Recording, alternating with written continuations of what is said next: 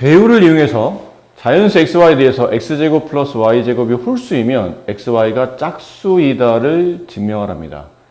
자, 이거를 대우를 이용해서 사용하라고 그랬으니까 대우를 사용하려면 xy가 짝수이다의 부정은 xy가 홀수이면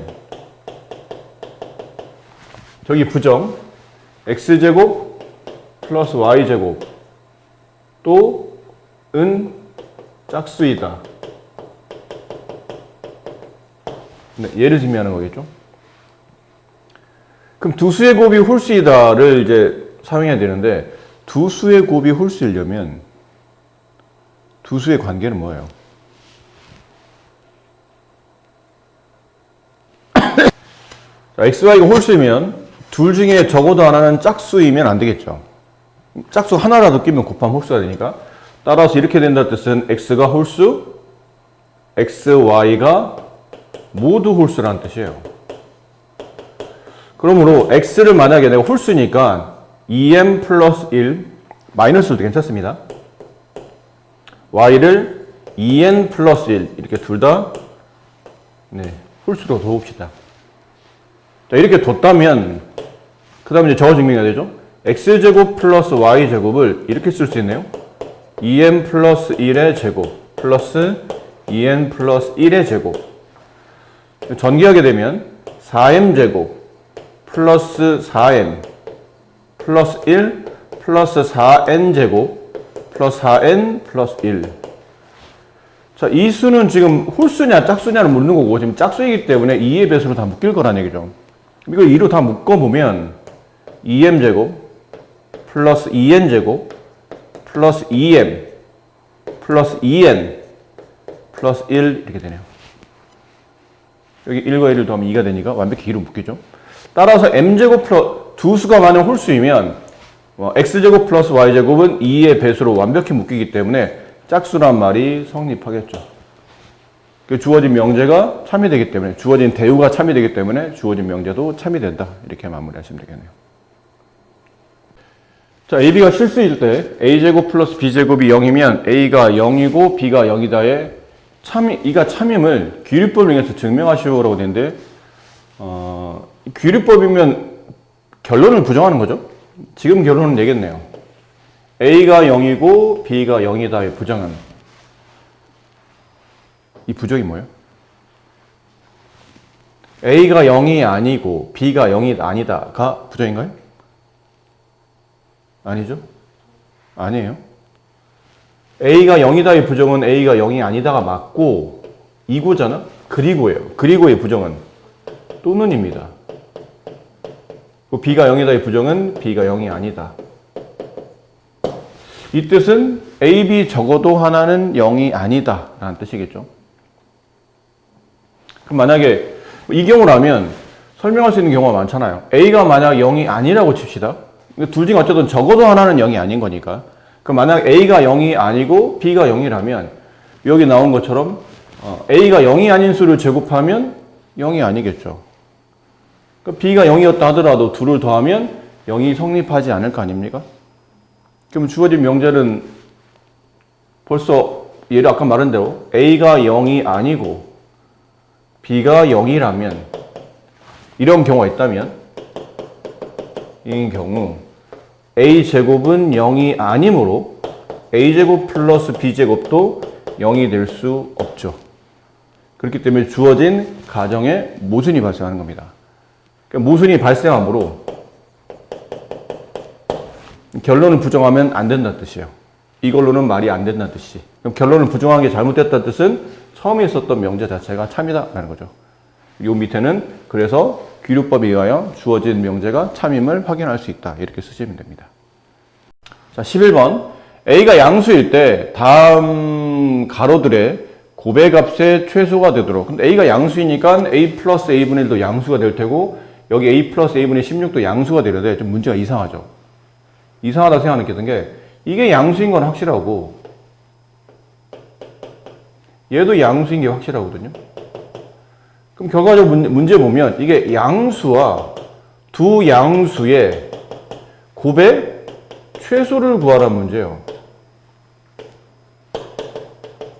그럼 우리가 알고 있는 구조가 좀 다르지 않나요? 우리는 양수의 합이 주어졌을 때 곱의 최대, 양수의 곱이 주어졌을 때 합의 최소. 그러니까 곱의 최대는 있지만 곱의 최소는 구조상 나타날 수 없는 게 산술기하거든요. 그럼 문제가 이상한 거야. 그럼 이 상태로 문제가 정리가 되면 분배를 해봐야 된다는 얘기죠. 이 상태로는 안 되니까. 구조가 안 맞으니까. 분배하면 a제곱. 이렇게 분배하면 약분되고 16이 남고, 이렇게 분배하면 약분되고 플러스 1이 남고, 이렇게 분배하면 플러스 a제곱분의 16이 돼요. 그 짝을 이렇게 짓습니다. a제곱 플러스 a제곱분의 16 플러스 17 한 다음에 이 식의 최소를 구하란 말로 이제 식을 변형하겠다는 얘기죠. 그러면 이제부터 성립이 되는 게, 얘를 하나의 양수, 네모로 보고 얘를 하나의 양수, 세모로 본 다음에 양수와 양수합의 여기서 최소를 구하고, 17은 수학적으로 유한학점 값이라고 부르거든요. 그 값이 정해져서 더 이상 크기나 값이 변하지 않는 상태를 유한학점 값이기 때문에 이 식의 최대 최소에 17은 전혀 영향을 주지 않는다는 뜻이죠. 값이 딱 정해졌기 때문에 이 값 때문에 값이 커지거나 작아지거나 그러지는 않는다는 뜻이야. 그럼 앞에 있는 얘 빨간색 두 개의 합의 최소를 구한 다음에 마지막에 17만 더해주면 전체 식의 최소가 나온다는 뜻이죠. 그럼 이때 쓰이는 게 두 양수합의 최소값, 우리가 알고 있는 산술기하죠. 두 양수들의 합의 값은 두 양수를 곱한 다음에 루트 씌워 두 배 한 것보다는 커나 같다 이렇게 돼요. 그럼 이렇게 약분되고 루트 16은 4가 되니까 2, 4, 8. 이 값은 8 이상의 값을 갖기 때문에 가장 작을 때가 8이죠. 그럼 8 플러스 17이 최소값이니까 25가 주어진 식의 최소가 됩니다. 근데 만약에 지금은 최소만 구하는 건데, 최소가 구하는 게 아니라 문제 자체가 그렇죠. 최소를 구하는 문제는 25인데 지금은 최소가 되도록 하는 A값을 구하라는 얘기예요.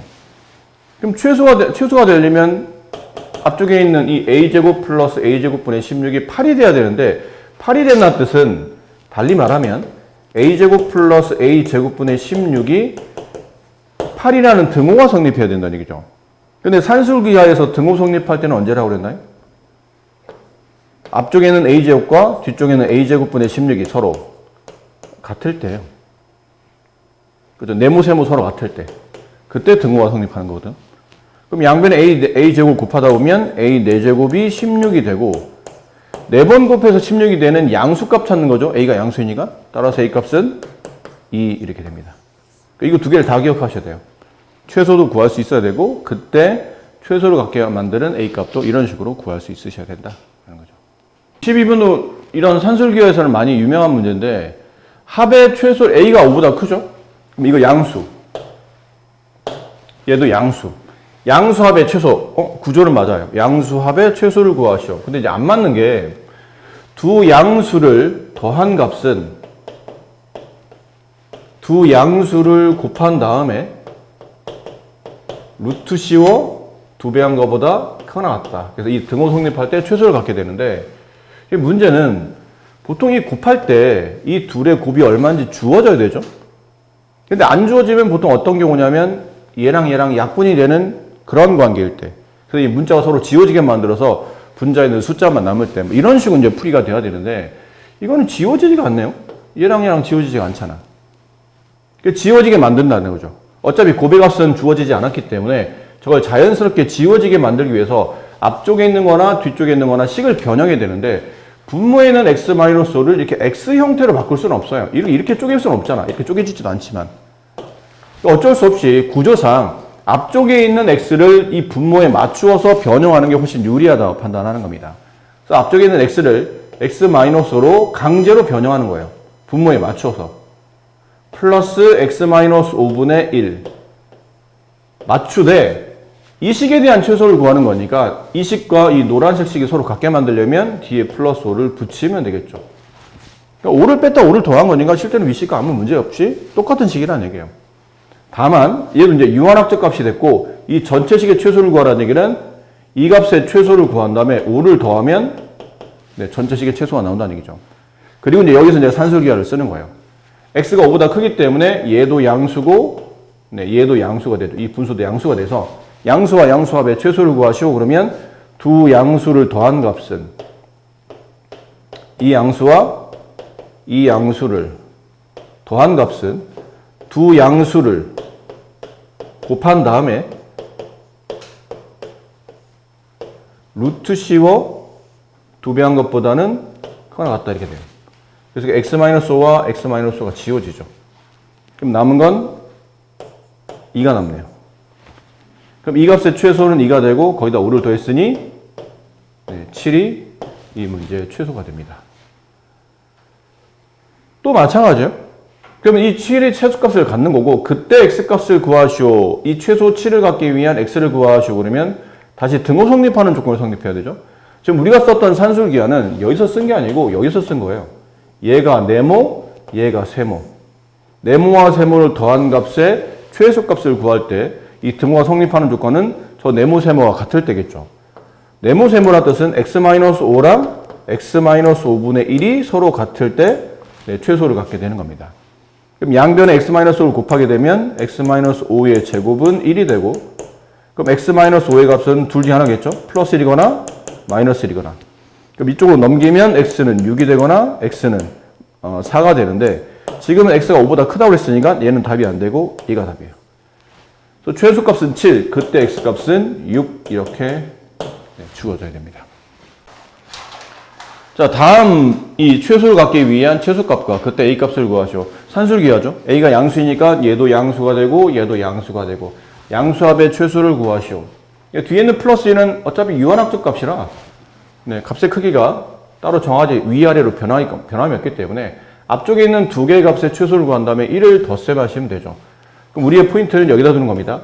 4a와 a분의 16의 최소를 구하시오. 두 양수합의 최소값은 2 루트 4a 곱하기 a분의 16. 두 양수 곱에 루트 씌워 두 배 한 것보다는 커나 같다. 이렇게 약분했더니 여기는 8이 되죠. 그럼 2 곱하기 8이니까 16. 이 식의 최소값은 16이고 대신에 답이 16이 아니고 이게 최소가 16이라는 뜻이잖아요. 그 16에 1을 더하면 최소값 m은 17이 되는 거고 그때 이 최소값을 구하기 위한 a값은 등호가 성립하는 조건이 언제입니까? 그러면 얘랑 얘랑이 서로 같을 때였죠. 그래서 4a랑 a분의 16이 서로 같을 때 양변 a를 곱하면 4a 제곱은 16이 되고 a 제곱은 4가 되며 따라서 a값은 플러스 마이너스 2인데 양수값이니까 2. 이게 n값이에요. n값은 2. 둘을 더하면 19. 이렇게 정리가 됩니다. 두 조건 PQ가 다음이 참이되도록 하는 상수 K값을 계산하시오. 이게 참이되어야 된답니다. 납P면 납Q가 참이다. 근데 납P면 이걸 부정하는 거니까 이게 0이 아닌 거고 납Q면 얘를 부정하는 건 이게 0이 아니게 돼서 계산이 좀 불편해지죠. 그래서 주어진 명제가 참이된다는 뜻은 다르게 말하면 대우도 참이라는 얘기죠. 잘못하면 저 부정을 너무 많이 취하게 돼서 계산이 불편해지니까 이 경우는 대우를 이용해서 문제를 푸는 게 더 유리합니다. 그럼 대우면 Q이면 P에다가 참이 된다는 뜻이죠. 그렇죠? 그럼 Q이면 P에다가 참이라는 얘기는 라지 Q가 라지 P에 포함된다는 뜻 아니겠나요?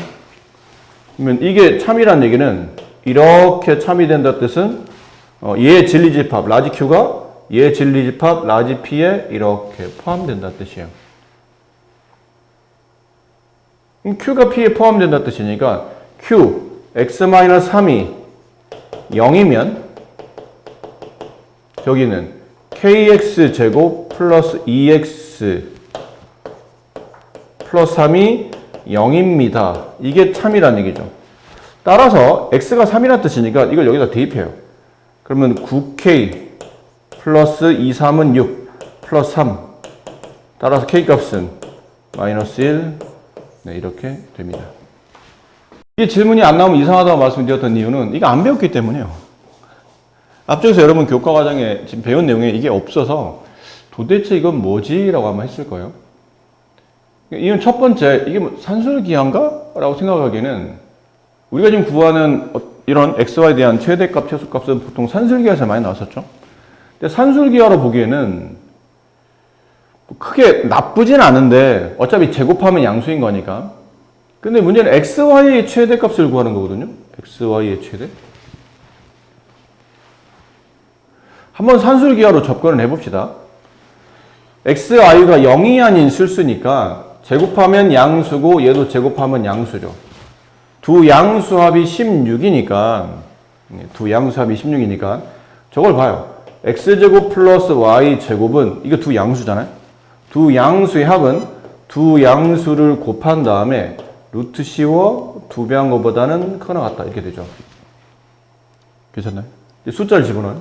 이게 16이고 위치를 좀 바꿔서 이 루트 xy 제곱은 x제곱 y제곱 xy의 전체 제곱 이렇게 바꿀 수 있죠. 걔가 16보다 작거나 같다. 그럼 2가 약분이 되고 루트 xy의 제곱은 8보다 작거나 같다. 근데 이제 제곱 루트 지워지죠? 그럼 xy가 바깥으로 나올 거 아닙니까? 근데 생각해 보세요. xy가 바깥으로 나올 때 이 xy가 양인지 음인지 모르잖아. 그럼 양일 수도 있고 음일 수도 있죠. 그렇게 배우지 않았나요? 루트 a의 제곱은 a 아니면 마이너스 a. a가 0 이상이면 a, a가 0보다 작으면 마이너스 a. 중3 때 처음에 초기에 루트 값 정리할 때 제곱권 배울 때 배웠던 내용이죠. 그럼 xy가 이 xy가 플러스로 나올 수도 있고 만약 xy 둘 다 같은 부호일 때는 xy로 나와서 이렇게 식이 성립할 수도 있고 이게 만약 xy의 부가 서로 다르다면 이렇게 나올 수도 있겠죠. 됐나요? 그럼 이럴 수도 있고 이럴 수도 있는 거잖아요. 이거는 그리고의 개념이 아니고 또는의 개념이죠. 그럼 따라서 xy는 8보다 작거나 같고 뭐보다? 마이너스 8보다 크거나 같다. 근데 최대값은 8, 최소값은 마이너스 8. 그 곱을 구하면 마이너스 64.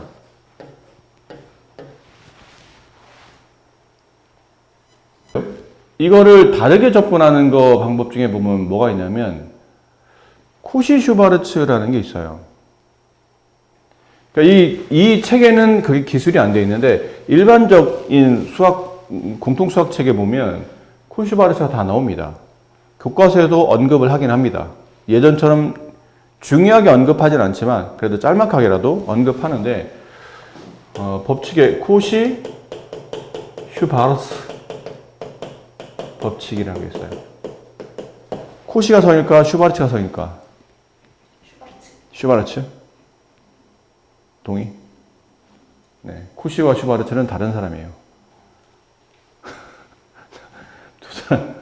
니네 공통수학 1 끝에 왜 행렬 배웠지? 행렬할 때 케일리 해밀턴 정리할 때 그 케일리와 해밀턴이 다른 사람인 것처럼 코시와 슈바르츠는 다른 사람입니다. 코시라는 수학자는 굉장히 유명한 수학자예요. 업적이 많아요. 만약에 A, B, C, D라는 A, B, X, Y라는 4개의 실수값이 있어요.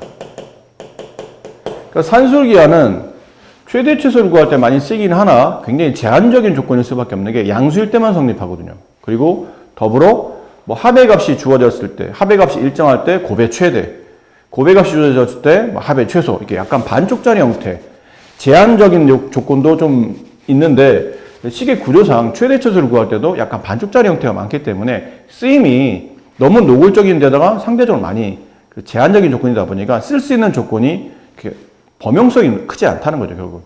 근데 이 코시-슈바르츠는 실수값이에요. A, B, X, Y가 모두 실수이기 때문에 뭐 사실은 아무 때나 써도 상관이 없다고 봐도 무방해요.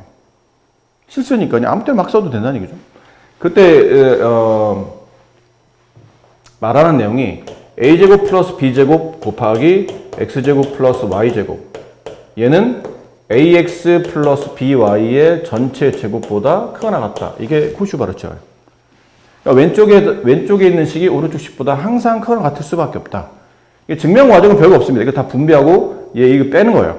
왼쪽 식에서 왼쪽을 분배하고 오른쪽을 분배한 것을 뺀 다음에 이게 항상 0보다 크거나 같다는 완전 제곱식으로 변형되거든요. 식이 이렇게 만들어집니다. 심심한데 한번 해볼까요? 나중에 여러분 학교에서 배울 거니까 이렇게 분배하고 플러스 a제곱 y제곱 플러스 b제곱 x제곱 플러스 b제곱 y제곱인데 이걸 빼내는 거예요. 마이너스 a제곱 x제곱 마이너스 2abxy 마이너스 b제곱 y제곱 얘랑 얘랑 지워지고 얘랑 얘랑 지워져요. 요렇게 세 개 항이 완전 제곱식이 돼요. 그렇겠죠? 여기는 a제곱 y제곱 마이너스 2abxy 플러스 b제곱 x제곱 여기는 ay가 두 번 곱해지고 얘는 bx가 두 번 곱해지고 둘 다 마이너스로 가고 그럼 이 식은 다시 ay 마이너스 bx의 전체 제곱이 돼서 이게 늘 0보다 커놨죠. 실수를 제곱한 값이니까. 그래서 앞수에서 뒷수를 뺐더니 0보다 같다 뜻은 앞식이 뒷식보다 커나 같습니다. 이게 성립한다는 뜻이에요. 무슨 말인지 아시겠나요? 네. 이 문제는 산술기하로 푸는 게 맞네요. 선생님 저기 곱이었네요. 이게 합이 아니고 곱이었었어요. 네. 이런 게 있다는 것만 알아둡시다. 네. 이 문제랑 별거 관계없이 그냥 이건 원래 산술기하로 푸는 게 맞네요. 그렇죠. 어째 생각해보냐 이 교재에서 다루지도 않은 내용을 이렇게 문제에서 낼 리가 없는데 순간 선생님 착각해서 저게 곱인 걸 망각하고 합으로 정리해서 보통 x 플러스 y의 최대치수 구하시오 이런 문제로 이제 변형이 되거든요. 이게 아니고 만약 이게 아니고 x 플러스 y의 최대치수를 구하시오. 그러면 여기서 이 식에 따라서 a를 1로 두고 b를 1로 두고 x, y는 그냥 두는 겁니다. 그러면 1의 제곱 더하기 1의 제곱에 x제곱 플러스 y제곱은 여기 1하고 1을 대입하면 x 플러스 y의 전체 제곱이 돼요. 그럼 이 값이 지금 16인 상태라 여기 2고 여기 16이니까 32가 되겠죠? 그럼 x 플러스 y의 제곱은 32보다 작거나 같다. 제곱해 32보다 작거나 같은 거니까 x 플러스 y 값은 루트 32이면 4루트 2죠. 마이너스 4루트 2보다는 커나갔고 플러스 4루트 2보다는 작거나 같다. 그래서 x 플러스 y 값은 이게 최대, 이게 최소 이렇게 됩니다. 그런 용도로 쓰여요. 그러니까 지금은 우리가 이렇게 중요하게 다루지 않는데 나중에는 이제 필요하면 이제 본 수업할 때는 이런 것들에 대해서 다 공부할 때니까 이런 게 있었다라는 것만 네, 기억만. 식은 어차피 지금 봐도 잘 모를 테니까 집중적으로 공부한 것도 아니고 문제를 푼 것도 아니기 때문에 나중에 할 기회가 있을 겁니다. 이름이 저런 게 있었고 실수 범위에 쓰다 보니까 굉장히 범용성이 큰 그런 식이나 요즘은 좀 잘 안 나온다는 것 학교 국가에서도 많이 다루질 않고 대놓고 뭐 학교 선생님들도 안 낸다라고 하신 분도 계시기 때문에 요즘은 그냥 꼽사리 그런 형태를 많이 이용하긴 합니다. 자, 다음 중 전체 집합 U의 두 부분 집합 A, B에 대해서 다음을 구하기 위한 필요 충분 조건을 계산하시오. 필요 충분 조건을 계산하시오? 네. 이게 흔히 말하는 동치라는 거거든요. 동치. 는 이치가 서로 같다는 뜻이에요. 결국은 앞뒤가 서로 같을 때, 가정이 결론이 하기 위한 참일 때, 또 결론이 가정하기 위한 참일 때, 양쪽으로 별 문제 없이 항상 참이 성립한 이런 조건을 우리가 보통 동치라 부르며 필요 충분 조건이 동치를 말하는 겁니다. 그러면 두 부분 집합 AB가 이게 성립하기 위한 필요 충분이라는 얘기는 여기 있는 조건이 이렇게 되기 위한 참도 성립하고 여기 있는 보기 중에 어떤 하나는 이렇게 되기 위한 참이 다 성립한다는 얘기죠.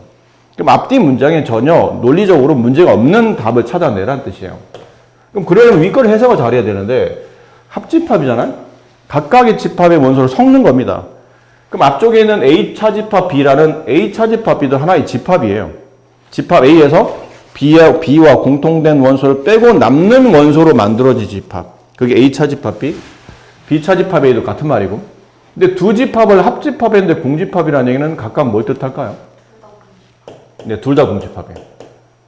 얘도 공집합, 동시에 B-A도 공집합. 이런 뜻이겠죠.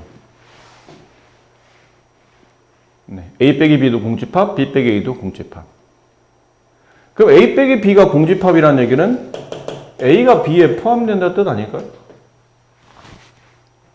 근데 B 빼기 A가 공집합이라는 뜻이에요.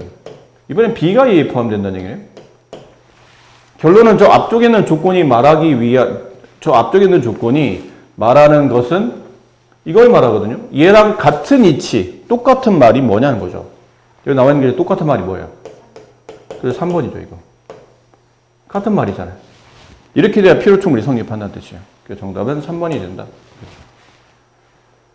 자, 전체 집합에 대해서 세조건 PQR의 진리 집합을 라지 P, 라지 Q, 라지 R이라 불렀을 때 Q가 P-R에 포함된다라는 뜻인데 그림을 좀 이해해 봅시다.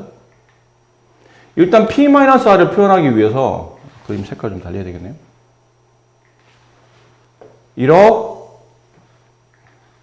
이렇게 P를 둘게요. 그리고 이렇게 R을 둡시다. 걔를 포함하는 전체 부분 집합, 전체 집합 U 이렇게 그려줄 거예요. 근데 P-Q면 여기를 말하지 않나요? 그렇죠? 근데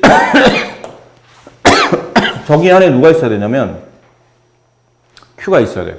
그러니까 여기 어딘가에 이렇게 Q가 있는 이런 형태를 떠올리셔야 P-R에 Q가 포함되는 이런 관계가 되겠죠.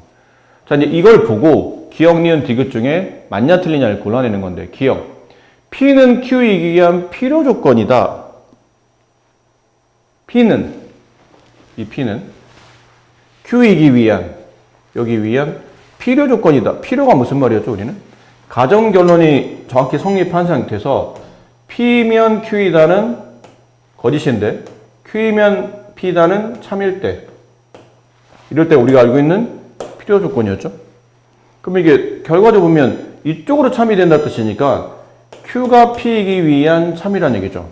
그 얘기는 Q가 P에 포함됩니다를 뜻하죠. 화살표 방향으로 이렇게 포함하는 겁니다. 맞는 말이죠. Q는 P, 이 그림상 Q는 P에 포함됐으니까 기억은 맞는 말이에요. 니은 Q는 나달하기 위한 충분 조건이다 라는 뜻은 이쪽으로 가는 거는 참인데 이쪽 가는 거는 거짓이다 라는 거예요. 그럼 이걸 진리집합 표현해보면 Q는 나달, R의 여집합이죠. 거기에 포함된다 라는 뜻이죠. 맞나요? 네. Q가 나달, R의 여집합에 포함되나요? 포함되죠. 그죠? R과 Q는 서로서 관계이기 때문에 네, R의 여집합에 Q가 포함되어 있습니다. 맞는 말이에요. 디귿, R은 납히기 위한 충분. R이면 납히는 참인데 납히면 R은 거짓. 이런 뜻이네요. 그럼 R은 납히, P의 여집합에 포함됩니까? 그런가요? 아니죠. 그럼 아니라면 발레가 있을 텐데.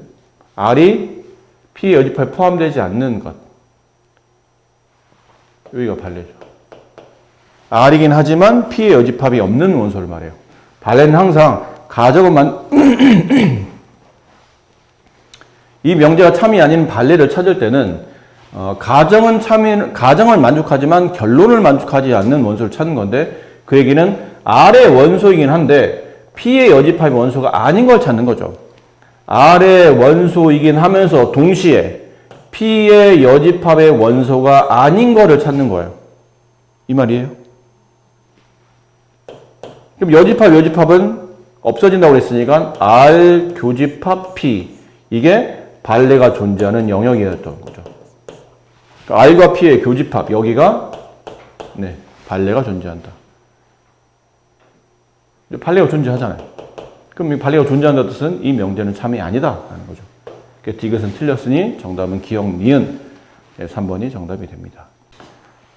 자, 여러분이 함수라는 단어를 처음 듣지는 않았죠. 1학년 때부터 계속 들어왔던 얘기인데 함수는 대응관계에서 나타나는 거죠. 두 집합 XY에 대해서 X의 원소가 Y 원소와 짝을 짓는 것을 X에서 Y로의 대응이라고 부르고 그때 짝지어지는 이런 관계 X 하나가 Y 하나에 짝지어지는 이 관계를 보통 우리는 함수라고 부릅니다. 여기 나온 것처럼 X가 Y값 하나에 오로지 한 개만 대응되는 이 관계를 함수라고 부른다.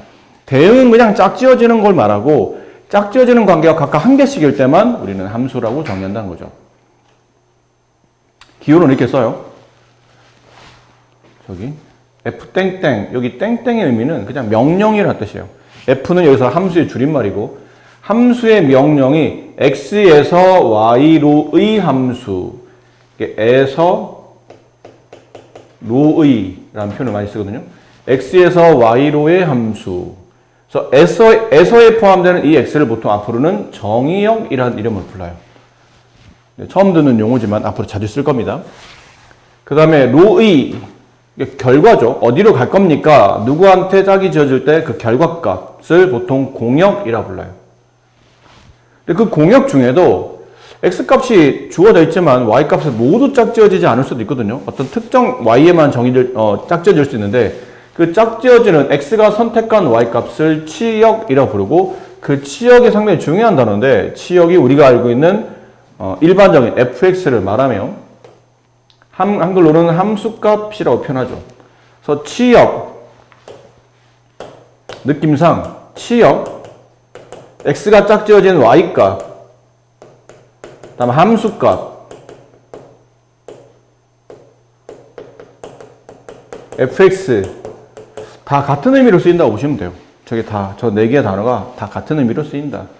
근데 그 정역, 공역, 치역의 그림을 여기서 이제 한 방에 표현하고 있죠, 이렇게. 정역 원소가 x의 y 값에 이렇게 대응이 될 때 대응되어 있는 y 값 말하냐 못하죠? 준비되어 있는 y 값 전체를 공역이라고 부르고 그 준비되어 있는 y 값 전체 중에도 x의 짝지어진 y 값을 따로 뽑아서 걔네를 치역이라 부른다. 예를 든다면 이런 거죠. 어떤 함수의 관계가 x 값을 집어넣으면 그 y 값은 x 제곱에 대응된다고 칩시다. 근데 x 값이 마이너스 1, 0, 1 이렇게 있어요. 이게 x야. 근데 y 값은 마이너스 1, 0, 1 뭐 얘를 이렇게 있었다고 칩시다.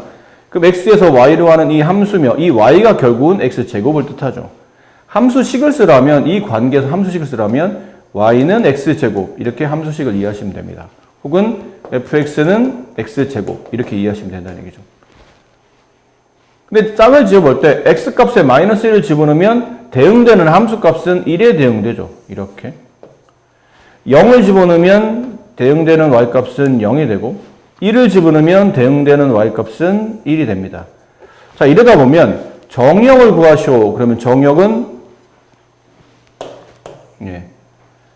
x값 전체 집합을 말하기 때문에 이 x값 전체는 마이너스 1, 0, 1이 대응되죠. 정역도 하나의 집합이라고 보시면 돼요. 그럼 공역은 준비되어 있는 y값 전체니까 이 경우에서는 이렇게 공역을 보시면 돼요. 그럼 여기서 이제 함수 fx 이게 치역이죠. 치역의 집합을 쓰라면 이렇게 돼요. 따라서 치역은 기본적으로 공역의 부분 집합입니다. 물론 치역과 공역이 일치할 수도 있어요. 준비되어 있는 y값이 모두 다 선택받을 수도 있겠지만 일반적으로는 치역이 공역의 부분 집합이다 라는 걸 알 수 있죠.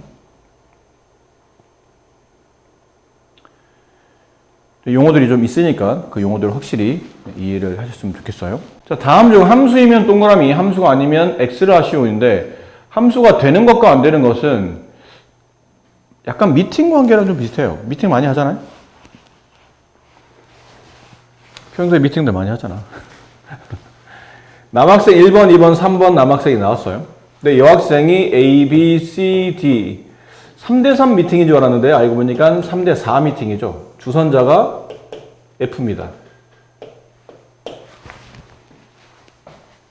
남학생이 여학생을 선택해. 남학생이 여학생한테 사랑인 짝대기를 날리세요. 이 주선해주는 역할이 F예요. F가 말을 잘못한 거죠. 3대3 미팅인데 한쪽에서는 4대4 미팅을 알고 남학생은 3명 나왔는데 여학생이 4명 나온 상태죠. 이게 어쩌겠습니까? 이 상태로 이제 미팅을 이제 진행을 해야 되는데 미팅을 하다 보면 뭐 이럴 수 있겠죠. 1번이 B를 찍고 2번이 A를 찍고 3번이 C를 찍고 이럴 수 있겠죠. 나는 저 여학생이 마음에 들어 이럴 수 있다는 얘기죠. 이렇게 되면 함수가 된다는 뜻이죠. X 하나에 Y 하나가 선택됐기 때문에 함수가 되는데 좀 헷갈리는 경우가 1번이 B를 찍고 2번이 B를 찍어요. 근데 3번도 B를 찍어요. 함수가 됩니까? 라고 물어보면 됩니다. 되는 거죠.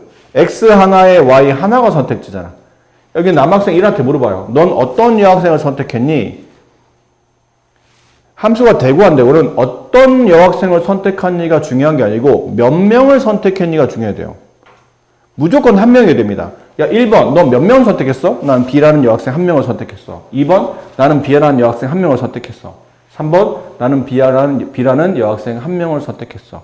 모두 다 한 명을 선택했기 때문에 함수가 되는 거죠. 미팅 관계에서 이런 거 굉장히 많이 나와요. 미팅하는 여학생이 나왔어. 근데 여학생이 쭉 나왔는데, 어떻게 해? 얘가 이쁜 걸 어떻게 해? 다 마음에 든다는데. 네, 이런 함수를 우리 앞으로 이제 뒤에 배울 겁니다. 이런 함수를 박예진 함수라 부르죠. 맞아요. 이런 함수를 박예진 함수라 불러요. 네. 이 함수를 우리가 보통 상수함수라 불러요. 모든 x 값이 하나의 값만 하나의 y 값 선택할 때 이 함수를 상수함수라 부르고 상수함수의 그래프를 그리면 이런 함수가 되죠. 이렇게 x축 평행한 직선. 그래서 어떤 x를 집어넣어도 y 값이 꼭 한 개씩만 나타나는 이런 함수. 네, 이런 함수입니다. 이럴 수도 있어요, 함수가. 아, 그럴 수도 있구나. 그럼 이것도 함수가 되는 거죠. 조금 묘하긴 했지만 안타까운 사실이지만 이렇게 함수가 되기도 합니다. 근데 이제 함수가 안 되는 케이스 중에 대표적인 것 중에 하나가 이런 거예요. 1번이 나 A 마음 들어. 2번 나 B가 마음에 들어. 3번 나 안 찍을래. 애들 상태 이상해. 오늘 물 왜 이래? 아, 나 싫어. 나 집에 갈래. 이런 거. 여학생이 난리 났죠. 지는 꼬라지 봐. 뭐 이러면서 난리 치겠죠. 미팅이 깨진다는 뜻이에요. 얘네들은 행복하지만 얘 때문에 이 미팅 자체가 완벽히 무너지는 겁니다. 함수가 안 되는 겁니다. 이런 경우는. 결국은 준비되어 있는 x값이 적어도 한 번은 출발하되 두 번 출발하면 안 돼요. 무조건 한 명의 여학생은 찍어야 돼. 다른 친구가 찍든 안 찍든 나는 무조건 한 명의 여학생을 선택한다가 이 미팅의 약속인데 약속을 어긴 겁니다. 또 다른 것도 있어요. 대표적 함수가 안 되는 케이스. 1번이 A를 찍었어요. 2번이 B를 찍었어. 근데 3번이 난 A가 마음에 들어. 했다가 보니까 B도 마음에 드는 것 같아. C도 마음에 들어. D도 마음에 들어. 이런 식이죠.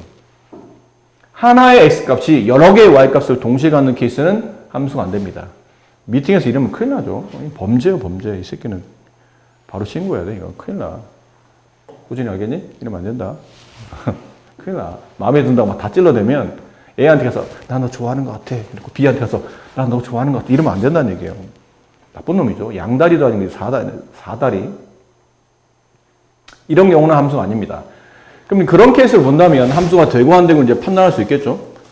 그래서 함수가 되는 케이스는 한 번 출발, 모든 x가 한 번 출발, 두 번 이상 금지예요.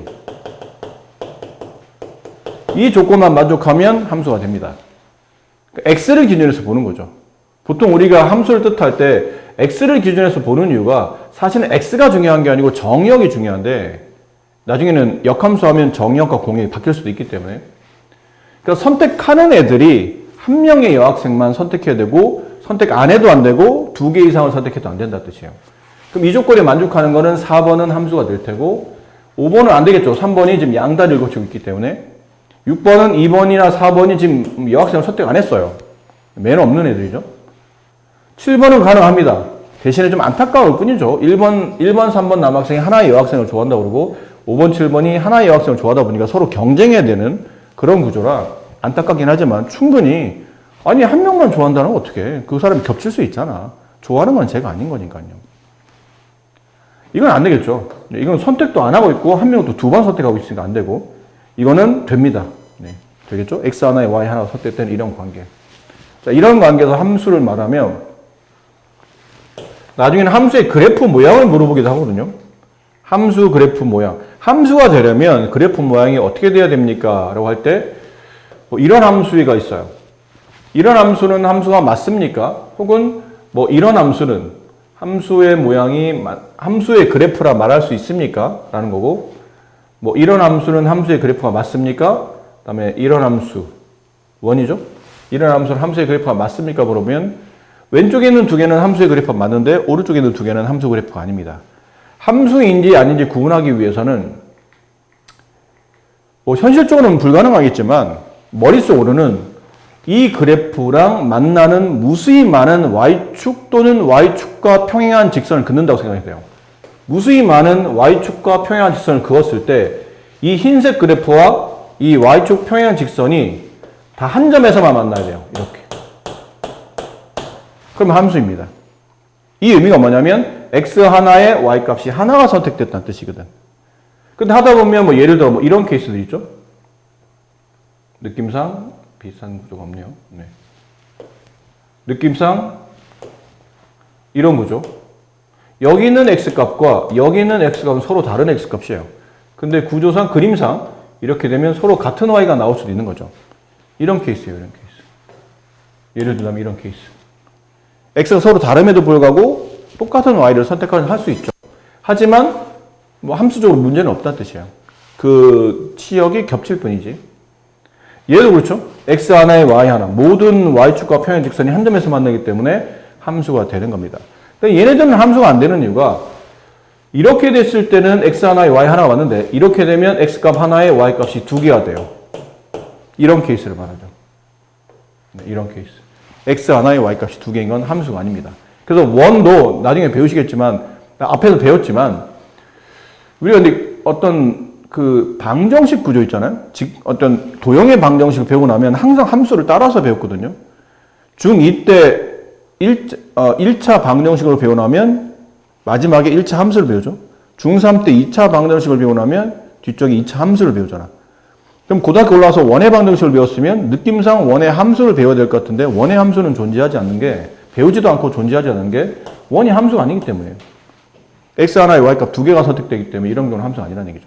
그래서 앞으로 함수이냐 아니냐를 물어보는 그래프적인 측면에서는 y축과 무수히 많은 직선을 그었을 때 이 그래프상 다 한 점에서만 만날 수밖에 없는 구조면 생긴 모양과 관계없이 함수인데 그렇지 않으면 함수가 아니다 라고 생각하시면 돼요.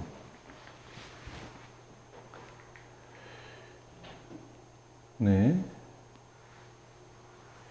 그리고 뭐 여기 그 나머지는 여기서는 크게 뭐 어려울 부분이 없어서 뭐 정의역 치역 고르는 거고 뭐 정의역 치역 고르는 거라 뭐 별로. 근데 뭐 이런 거는 좀 해볼 만하죠. 정의역 치역 고를 때 다음 정의역과 치역을 고르시오. 그러면 왼쪽에 있는 두 개는 당연히 모든 함수일 텐데 치역만 좀 다를 테고 여기 있는 23번 같은 경우는 정의역이 x값의 범위거든요. 그럼 여기 x에 들어갈 수 있는 숫자가 뭐냐 물어보는데 저기 뭐 양도 들어갈 수 있고 근데 음도 들어갈 수 있죠. 다만 뭐만 못 들어가냐면 분모가 0이 될 수는 없으니까 0만 들어갈 수는 없어요. 0이 들어가면 존재하지 않는 수니까. 따라서 정의역 x는 x와 x가 0이 아닌 모든 실수. 이게 정의역 범위일 겁니다. 근데 0이 아닌 숫자를 다 쓸 수는 없잖아요. 그래서 원소 나열법을 쓰기는 좀 애매해. 집합상. 그래서 조건제시법을 쓴 거예요. 이 정의역 원소 x가 있다면 그 x는 0이 아닌 실수만 가능하다라는 조건을 달아주는 거죠. 그러면 공역을 구하는 거야? 네, 치역을 구하는 거죠. 치역의 범위를 구하시오. 그러면 치역의 범위 fx는 치역의 범위는 어떨까요? 치역의 범위는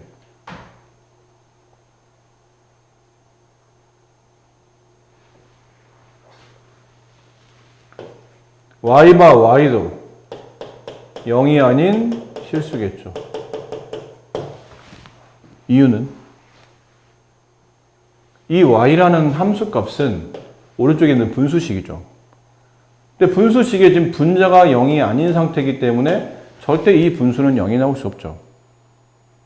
x값에 따라 분수식은 양음이 다 나올 수 있는데 0만 나올 수는 없어요.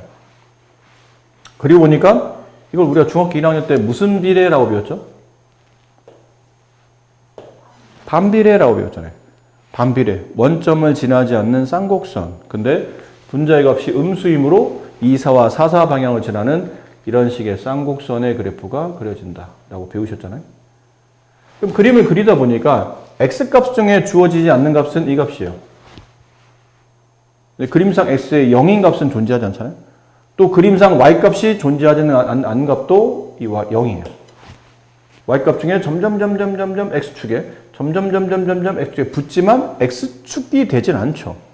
x값과 같아질 수는 없어요. 그러니까 x축이 될 수 없다. x축과 만나지 않는 뜻은 y값이 0이 되는 게 존재하지 않는 뜻이죠. 그러니까 그림상 설명할 수도 있고 뭐 식을 보고 논리적으로 설명할 수도 있고 그래서 얘네가 네, 정의역 치역 범위가 되면 25번 그래프는 앞으로 많이 볼 그래프죠. y는 절대값 x-5.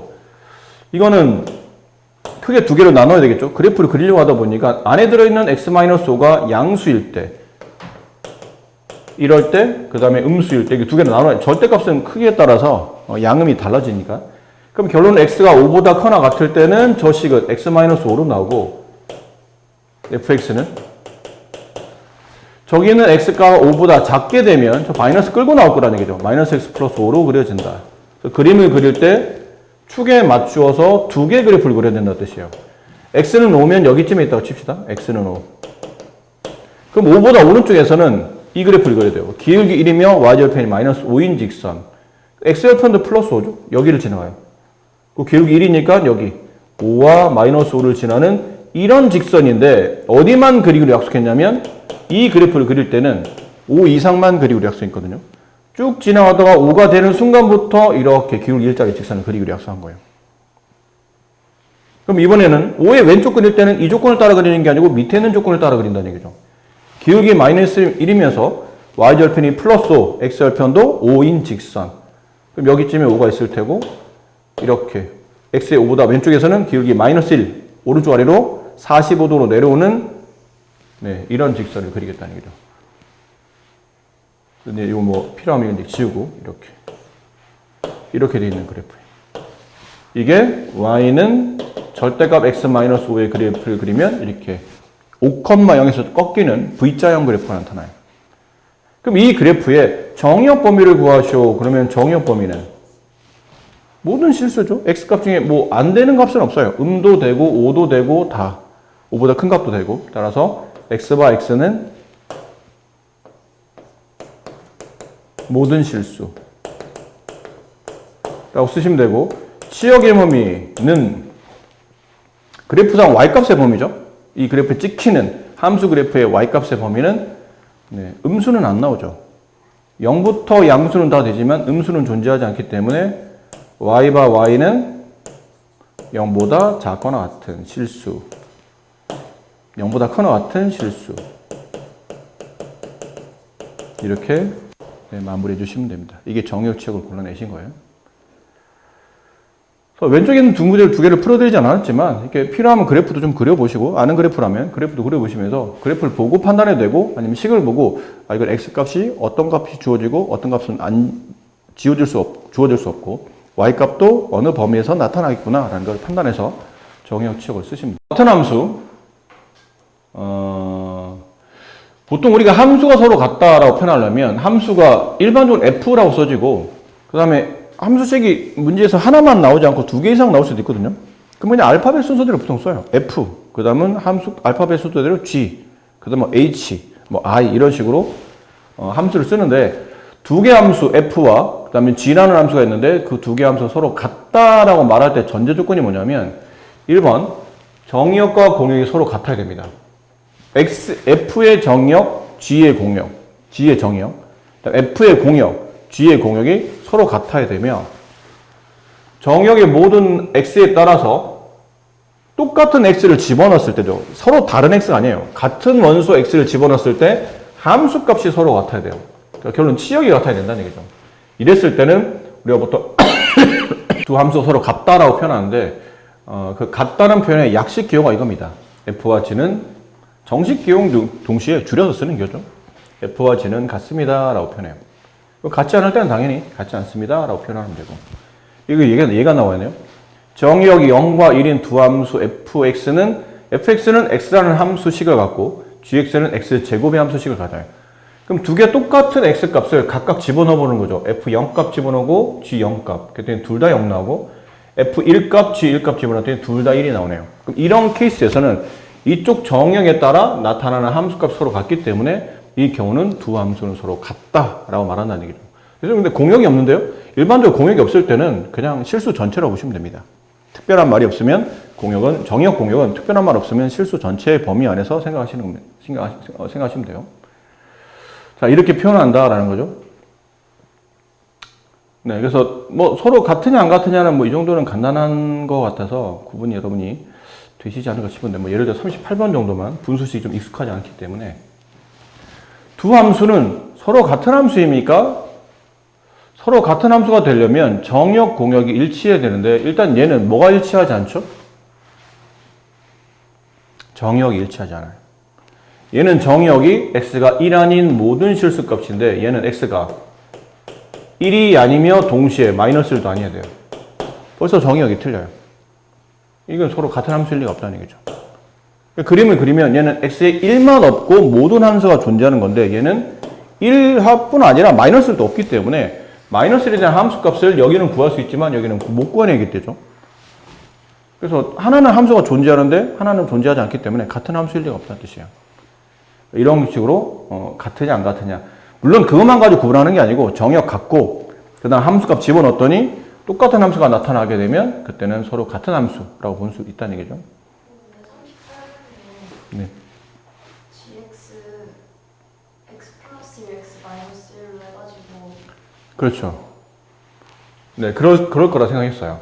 그래서 보통 이거는 얼핏 생각해 보면 x 플러스 1, x 마이너스 1로 인수분해 되고 이렇게 되면 같은 모양이 나오죠. 그래서 아까 말한 대로 이렇게 되면 두 함수는 같은 거 아닌가? 함수식 자체가 똑같으니까 라고 생각하는데 그게 안 되는 전제 조건이 아까 이거였다는 얘기죠. 우리는 이 함수를 푸는 게 아니고 이 함수를 푸는 거잖아요. 그렇죠? 이 함수는 정역이 x가 1이 아니면 되지만 이 함수는 x가 플러스 마이너스 2이 아니어야 되기 때문에 조건상 정역이 다르다는 뜻이에요. 주어진 두 함수는. 근데 이 경우를 제외하고는 같아 보이지만 실제로 그래프를 그리면 얘는 함수값이 f1만 존재하지 않죠. 근데 얘는 f1도 없지만 f-1도 없는 식이에요. 그래프가. 그럼 그래프 자체가 다르게 나타난다는 얘기죠. 얘는 함수값이 f-1이 존재하거든요. 얼마로? 여기다 마이너스 1 집어넣으면 마이너스 2분의 1이라는 얘는 그래프를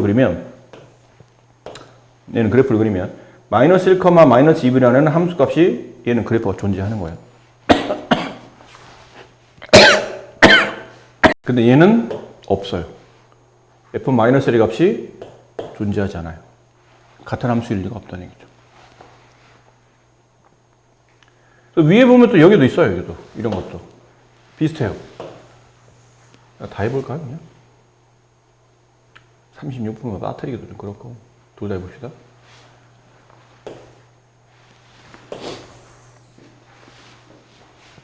(37번부터) 37번 같은 함수입니까?를 물어봤죠. 근데 아까 생각한 대로 이럴 수 있다는 얘기죠.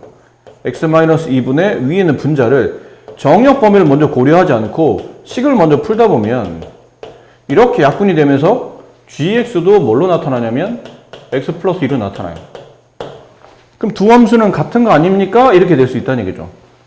근데 이건 결과적인 측면이고 시작 자체에서 정역을 고려하지 않은 상태라 시작 자체가 잘못된 거예요. 식을 정리하면 이렇게 되는 것처럼 보이지만 실제로 얘는 그래프를 그리면 모든 실수 범위 안에서 y절편이 플러스 2, x절편이 마이너스인 이런 직선이 완벽하게 빈 공간 없이 빠진 구간 없이 모두 다 존재하는 그래프고 얘는 그래프를 그리면 gx가 얘처럼 그려지긴 해요. 결과적으로. 근데 얘는 뭐가 존재하지 않는 거죠? x가 2가 아니어야 되거든요. 그럼 그래프를 그리다 보면 x의 이 그래프상 x에 2를 집어넣은 값 2,4라는 값은 이 그래프에 존재하지 않는 값이에요. 그럼 2,4 대략 여기쯤 대략 뭐 한 여기쯤 2,4 그래서 x가 2가 될 수 없으니까 2, 대략 여기쯤 이거 없이 얘랑 똑같이 그려져요. 이렇게 되는 함수예요. 두 함수 같은 게 아닙니다. 수학적으로 왜 단 하나도 앞에서 명제에서 배웠잖아. 단 하나도 반례가 존재한다면 둘은 같다고 볼 수 없다. 혹은 그 명제는 참이 아니다 라고 배웠잖아요. 얘도 다 똑같은데 여기 하나만 얘는 함수값이 실제로 존재하는데 얘는 없잖아. 그럼 둘은 다 같은 함수가 아니라는 얘기예요. 당연하지. 얘는 존재하지 않는 값이 있고 얘는 당연히 존재하는 값이 있기 때문에 같을 리가 없는 거죠. 좀 전에 풀었던 문제도 그런 거랑 일맥상통해요. 얘도. 얘가 아니군요. 네, 얘도 일맥상통합니다. 얘 그래프를 그리면 어디가 축이죠? 네, x는 1이 축이에요. 얘를 기준으로 이게 나중에 이제 유리함수 할 때 배울 텐데 원래는 x분의 1 우리가 알고 있는 반비례 그래프죠. 원점을 지나지 않는 쌍곡수관계를 x축으로 1만큼 평행이동한 거예요. 그럼 그래프를 그리면 그래프가 이렇게 나타난다는 얘기죠. 이렇게 이쪽을 축으로 이렇게 나타나는 거예요. 이게 함수 f라면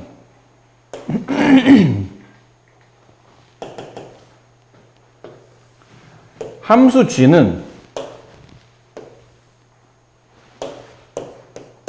얘랑 거의 흡사한데 뭐만 없는 거예요. 얘는 x값 1도 없지만 얘는 x값 마이너스 1도 없는 거예요. 그럼 여기다 x값 마이너스 1을 집어넣으면 아까 얘기했던 마이너스 1, 마이너스 1이라는 이런 점이 얘는 존재하는 거죠. 근데 이 그래프는 얘가 존재하지 않는 거예요. 얘가 없고 이렇게 되는 거예요. 이렇게 되는 그래프예요. 나머지 다 똑같아요. 어차피. 저 약분시키면 얘랑 똑같이 나오니까. 둘은 이게 반리가 돼서 같은 함수가 될 수 없다는 거예요.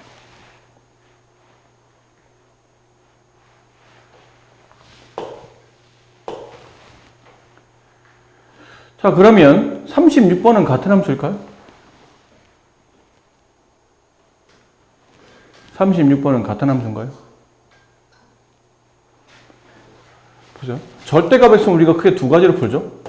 절대값 x는 x가 0보다 크거나 같을 때 x, x가 0보다 작은 범위에서는 마이너스 x. 얘는 그래프를 그리면 0보다 크거나 같을 때 원점 오른쪽에서는 x, 0보다 왼쪽에서는 마이너스 x. 절대값 그래프는 V자 모양이 나온다고 그랬잖아요. 근데 얘는 이건 중학교 때도 배웠고 고등학교 때도 배웠죠. 얘랑 얘는 표기만 다르지 실제로 범위상 계산 결과가 똑같기 때문에 같이 쓰인다고 그랬잖아요. 서로 같다. 이러다 보면 얘는 정의역도 같고 생긴 모양도 같다는 뜻은 치역도 같다는 뜻이에요. 이럴 때는 f와 g는 같은 함수이다 라고 말할 수 있다는 얘기예요. 표기만 다르지 실제로는 같은 함수이다라는 거죠. 설명했으니까 한번 내용만 확인해 봅시다. x에서 y로 가는 함수 fx의 순서상 x값이 주어졌을 때 그 x값이 대응된 함수값 fx 이렇게 점이 구성되죠. x, fx라는 점이 구성되고 그 점을 이용해서 그 점의 전체 집합을 만들어요. 그러니까 그 점, 이건 조건제시법이죠. 바 앞에 있는 게 원소입니다. 순서상의 원소라는 얘기예요. 그 얘기는 점이 원소가 된다는 얘기죠. 어떤 점을 기준으로, 근데 그 점의 x값은 어디서 온 거냐 그러면 정역에서 왔다는 뜻이죠. 정역 원소에서 왔던 x를 함수값에 집어넣어서 나온 y값을 토대로 순서상 점을 만들고 그 점의 집합을 우리는 그래프라 말한다. 근데 그러다 보니까 가끔 착각하는 게 선생님 이런 거는 그래프가 아니죠 그러는데 그래프입니다 당연히. 이 조건에 부합하잖아요. 정역 원소를 만족하는 그러니까 정역 이런 케이스는 정역이 실수 전범위가 아니고 뜨문 떨어져 있는 어떤 값이겠죠. x가 마이너스 2, 마이너스 1, 0, 1, 2 이런 식으로. 그럼 그 정역에 대응되는 점들로 구성되어 있는 집합, 네. 정역에 대응되는 점들로 구성되어 있는 집합 전체를 그래프라고 보기 때문에 지금처럼 그래프가 불연속할 수도 있어요. 떨어져 있을 수도 있다는 뜻이야. 아니면 이렇게 완벽하게 점이 연속적으로 그려져서 선으로 만들어질 수도 있겠죠. 이렇게 점 또는 선으로 구성되어 있는 이런 것들을 함수 f의 그래프라고 표현한다 라는 거죠.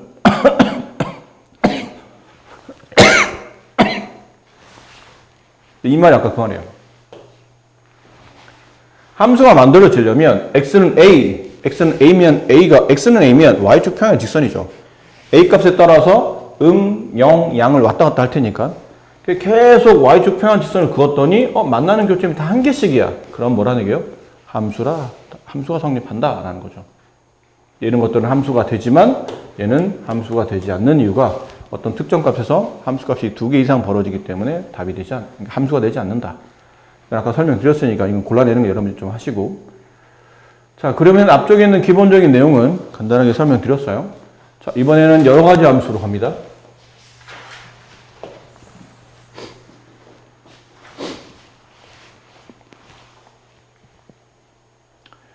자, 여러 가지 함수, 1대1 함수, 1대1 대응, 항등 함수, 상수 함수인데 1대1 함수는 정의가 매우 중요합니다. 이걸 툭 하면 나오기 때문에 이 정의는 잘 기억해 두세요.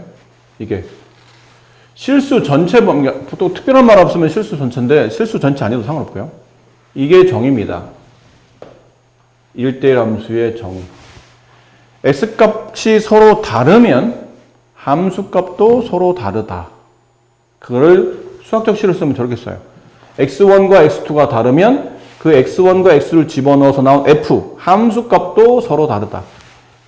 그러니까 정의형 원소가 다르면 치역 원소도 다르다라는 뜻이에요. 이렇게 되면 일반적으로 우리는 1대1 함수라고 정의한다. 이거를 이제 그림으로 함수의 표현 있죠. 이 그림으로 보여드리면 밑에 나와 있죠. 이거 1대1 함수. 아까 잠깐 보여드렸던 3대4 미팅. 예를 들면 그런 거예요.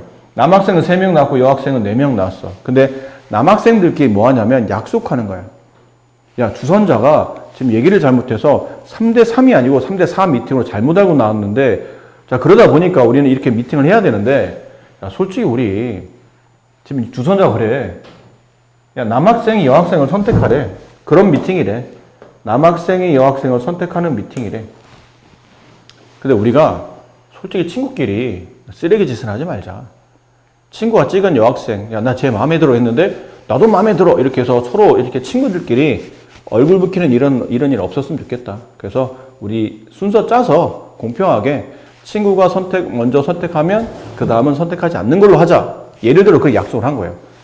그래서 순서대로 1, 2, 3번이 정해졌고, 1번 남학생이, 여기는 1번 여학생을, 2번 남학생이 3번 여학생을, 3번 남학생이 4번 여학생을 나란히 찍습니다.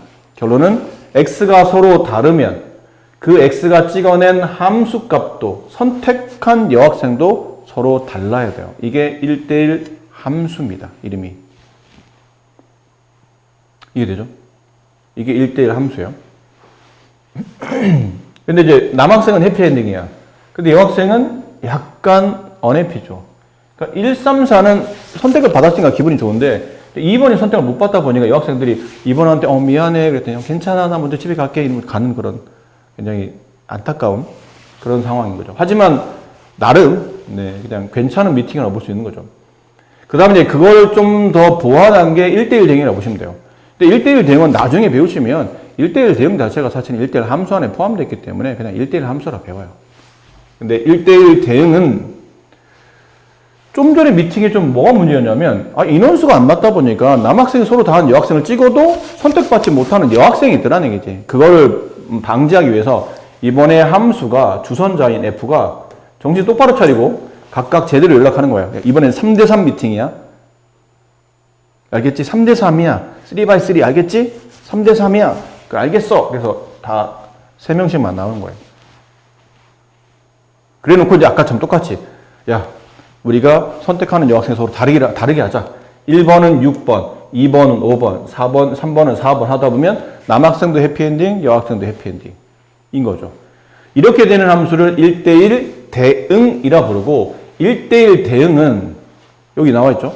1대1 함수에다가 1대1 함수인 동시에 남학생이 한 명의 여학생만 선택한다. 더불어 서로 겹치지 않는다라는 조건을 만족하면서 모두 나와 있는 여학생이 다 선택받는 겁니다. 결론은 공역과 치역이 일치한다. 그런 함수를 앞으로는 1대1 대응이라고 말한다. 가장 이상적인 미팅을 생각하시면 돼요. 그 다음 항등 함수는 이건 현실에서는 일어날 수 없는 미팅인데 클론이죠. 미팅 나왔더니 자기랑 똑같이 생긴 사람이 있는 거야. 자기랑 똑같은 사람을 이렇게 미팅 대상으로 선택하는 거예요.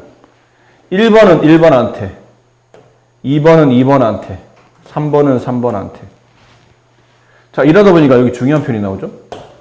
들어간 x값이 답인 거예요. 들어간 x값이 답으로 그대로 나오는 함수. 이걸 보통 우리가 항등함수라고 부릅니다. 근데 선생님, 근데 여기서 fx를 아까 선생님이 y라고 바꿀 수 있다고 하지 않았나요? 그렇죠? 그럼 얘는 y는 x라는 표현 아닌가요? 그렇죠. 그럼 y는 x의 그래프를 그리면 이렇게 되지 않습니까? 이게 y는 x죠. 네. 그럼 항등함수는 y는 x를 말하는 건가요?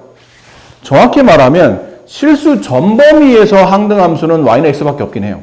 실수 전체 범위에서 x값과 y 선택되는 y값이 서로 똑같은 것, 흔히 말하는 x좌표와 y좌표가 똑같은 점들로 이루어져 있는 집합, 이거밖에 없죠. 실수 전 범위에서는. 근데 만약 이 함수가 실수 전 범위가 아니고 정역 범위가 제한적이라면 항등함수는 무수히 많이 만들 수 있어요. 예를 든다면 정역 x가 마이너스 1, 0, 1이에요. 근데 함수 f가 이거야. 이렇게 되면 이 상황에서 함수 f는 항등함수가 되는 겁니다. 마이너스를 집어넣으면 다 마이너스 1 나오죠. 0 집어넣으면 0 나오고 1 집어넣으면 1 나오기 때문에 들어간 값이 모두 그대로 함수값으로 나타내는 항등함수가 된다는 뜻이죠. 얘는 그래프를 그리면 이렇게 찍히겠죠. 점으로 표현되죠. 여기 하나, 여기 하나, 여기 하나 이렇게. 여기에 1 부분이 얘는 항등함수가 되는 겁니다.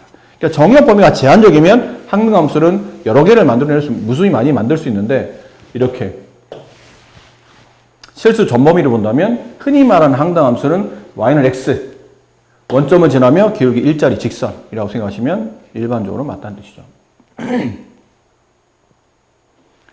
마지막 상수함수는 아까 잠깐 설명드렸죠? 박예진 함수. 무슨 좀 부정을 좀 해봐. 아 선생님 부끄러워도 하고, 아 선생님 왜 그러세요? 이래야지. 막 고개를 끝에 계속. 하는 말인데 부정할 필요가. 네, 박예진 함수.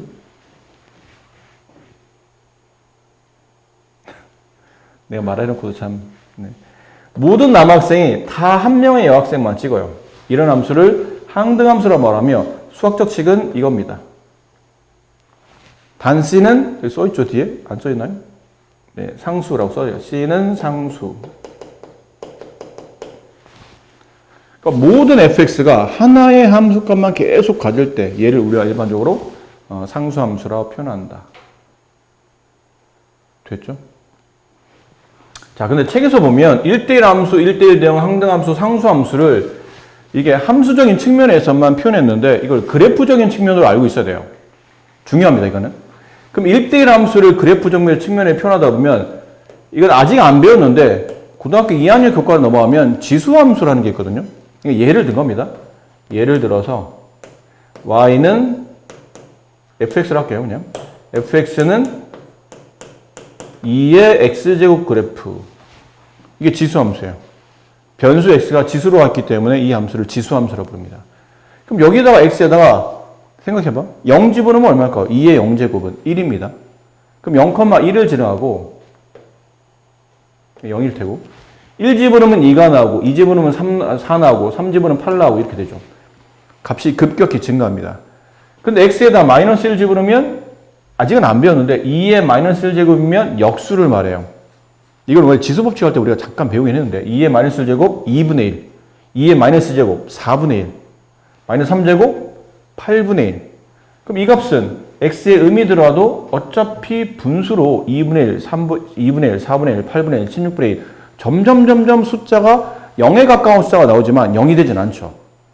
그럼 결국 그래프를 그려보면 이 그래프가 이런 식으로 갑니다. 점점 y축에, x축에 붙지만 붙진 않아요. 이렇게 되는 함수가 1대1 함수예요. 대표적인 1대1 함수.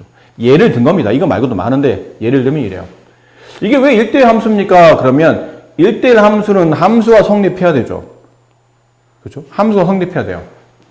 그 1대1이 성립하려면 아까처럼 뭐가 만들어지냐면 서로 다른 x값이라면 그 x값에 따라서 함수값도 서로 달라야 돼요. 그럼 따라서 1대1이라는 단어가 성립하려면 그래프를 그렸을 때, 이렇게 그래프를 그렸을 때 아까 함수가 성립하려면 x는 a가 항상 일정한 값을 가져야 되겠죠. 근데 1대1이라는 말이 성립하려면 그래프상 가로축과 만나는 교점을 그었을 때도 항상 한 개씩 만나야 돼요. 결국은 y는 a y는 a와 그래프의 교점도 한 개가 돼야 됩니다. 그래야지만 네, 1대1이 성립하죠. 그래야 이 말이 성립한다는 뜻이에요. x값이 다르면 x값이 다르잖아요. 그럼 당연히 서로 다른 y값을 가져야 된다는 뜻이 이렇게. 그러려면 가로축과 평행직선이 다 한 개씩만 나타나야 돼요. 다만 아까 위에서 보신 것처럼 1대1 함수의 약점이 뭐였냐면 정의역과 치역이 일치하지 않을 수 있다는 거예요. 실제로는 여학생 4명 나왔는데 선택은 3명밖에 못 받았잖아. 이런 경우는 치역이 공역의 부분집합이고 치역과 공역이 일치하지 않을 수 있어요. 그랬을 때 우리는 1대1 함수. 얘도 그렇잖아요. 선생님, 공역은 특별한 말 없으면 아까 뭐라고 그랬죠? 실수 전범이에요. 이렇게 y축에 존재하는 모든 y값의 범위가 다 공역이 됩니다. 근데 실제로 이 그래프에 치역의 범위는 어디만 나타나죠? 여기 양수분만 나타나잖아요. 공역 범위는 하늘색인데 치역 범위는 빨간색밖에 안 되고 이 밑에 0 이하에 있는 모든 값들은 실제로 선택받지 못하는 y값이기 때문에 치역과 공역이 일치하지 않아요. 이런 함수를 일반적으로 우리는 1대1 함수라고 다 규정하는 겁니다. 이건 지울게요. 뒤에 거를 설명해야 돼서. 그 다음 1대1 대응은 이걸 구하는 거라고 그랬죠? 가장 대표적인 게 우리가 알고 있는 직선들이고 대표적인 다 직선이에요. 그리고 또 다른 예를 든다면 함수 fx가 x세제곱 이런 거예요. 이거 점 집어넣어서 그래프를 찍어보잖아요. 그럼 생긴 게 이렇게 생겼어요. 이렇게 생겼어요. 그럼 얘는 보시면 세로축과 만나는 교점이 얼른 해다 지울게요. 세로축과 만나는 교점이 어디든 간에 다 한 개씩이죠. 함수가 됩니다. 그 다음에 가로축과 만나는 교점도 다 한 개씩이죠. 그럼 뭐가 성립해요? 1대1 대응이 성립해요. 1대1이 성립해요. 근데 얘는 공역은 준비해내는 y값 전체죠. 실수 전범위. 근데 치역은 잘 보시면 y값이 어느 하나 끊어짐 없이 양음을, 양영음을 모두 다 갖기 때문에 공역과 치역이 실제는 일치하는 경우가 된다는 얘기죠. 그래서 1대1 함수에다가 1대1 함수 조건에다가 플러스 치역과 공역이 일치합니다. 여기까지 만족하면 이게 1대1 대응의 그래프가 돼요. 그 다음 세 번째, 항등함수는 아까 그려드렸죠? 실수 전범의 상등함수는 뭐밖에 없다고 그랬어요? y는 x, 이거밖에 없어요. y는 x. 이게 항등함수예요. 상수함수도 아까 잠깐 그려드렸죠? 상수함수는 예를 든다면, 네. 얘는 얘가 이거 하나밖에 없으니까요. 예를 든다면 y는 3, 뭐 이런 거예요. 이런 거. y는 모든 y값이 3만 찍는 그래프. 이렇게. 이게 대표적인 상수함수의 예가 되는 거죠. 그리고 이제 오늘 수업의 마지막까지 설명드릴게요. 함수를 표현할 때는 함수의 범위를 이렇게 구분할 때 여기 일정한 범위 안에 뭐가 있냐면 1대1 줄여 쓸게요. 1대1 함수가 있어요. 근데 1대1 함수 안에 뭐가 존재하냐면 1대1 대응이 존재해요. 그 1대1 대응 안에 다시 뭐가 존재하냐면 항등함수가 이렇게 존재합니다. 그럼 생각해 보시면 그렇지 않나요? 1대1 함수를 보완한 게 1대1 대응이잖아. 그렇지? 1대1 대응 안에서도 유독 모든 x값이 하나의 y값만 갖고 그게 x값과 y값이 서로 치역 공역이 일치하게 성립하는 게 1대1 대응인데 그 중에서도 뭐 해야 돼요? 자기 자신과 똑같은 걸 뽑아내야 되죠? 1대1 대응 중에서도 1대1 대응은 꼭 이런 조건을 성립해야 되겠지만 꼭 x인 동시에 y일 필요는 없거든요. 근데 x인 동시에 y가 되는 것만 모아둔 1대1 대응을 유독 이름을 항등함수로 부르기 때문에 이 셋의 포함 관계는 이렇게 포함 관계가 성립해요. 또 나중에 어떤 함수를 주고 예를 든다면 y는 x 여러 개 보기가 있을 텐데 y는 x라는 보기가 있었어요. 근데 1번 다음 중 1대1 함수를 구하시오. 그러면 얘는 1대1 함수에 포함이 되는 겁니다. y는 x라는 이 직선은 1대1 함수 안에 포함되어 있어요. 1대1 대응에도 포함되어 있죠. 그래서 y는 x는 골라낼 때 1대1 함수에도 답을 써야 되고 1대1 대응에도 써야 되고 항등 함수에도 답을 써야 됩니다. 아셨죠? 그렇다면 상수함수는요? 상수함수 여기 안 들어가는 거죠. 다른 범위예요. 얘랑 관계없는 별개의 범위의 상수함수가 존재하는 겁니다. 얘네들은 서로서 약간 얘네들과는 상수함수는 서로서의 관계라고 보시면 돼요. 이렇게 함수의 구조가 만들어져 있다라는 거죠. 아셨습니까? 네. 오늘 시간상 여기 뒤에 있는 문제는 이제 다 못 풀어드리긴 했는데 뭐 기본 문제는 아마 풀 수 있을 거니까 기본적인 걸 한번 해보시고 안 되는 거는 일단 과제는 여기까지 하세요. 하기는 155까지 하시고 그리고 모르는 문제는 다음 이제 화요일날 수업할 때 설명드릴 거고 그리고 공통수학 1 과제 있죠. 이제부터는 공통수학 1 과제도 연습해야 되는데 아니다.